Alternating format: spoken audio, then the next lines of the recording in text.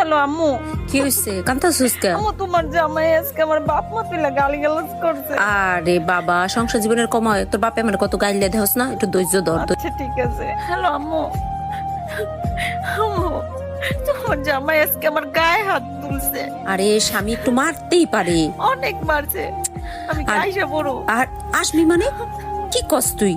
স্বামী স্ত্রী একটু ঝগড়াঝাটি হইলে মারামারি হইলে কি আয় পড়তে হইব? একটা বাচ্চা হইলে সব ঠিক হয়ে যাবো, বুঝছস? টিক্কা থাক। হ্যালো আম্মু, তোমরা তো কইলা একটা বাচ্চা হলে ঠিক হয়ে যাবে। বাচ্চা তো হয়েছে, আর ঠিক হয় নাই। আরে বাবা, তোর ধৈর্য না আসলেই কম, ছোটবেলা তোর ধৈর্য কম ছিল। আমারে মারে, খালি মারে, বাচ্চাটার দিকেও খেয়াল নাই। রে দুই এক বেটা মেজাজ গরমই থাকে, বেটার কাম করে আহে, বুঝোস না? টিক্কা থাক, টিক্কা থাক।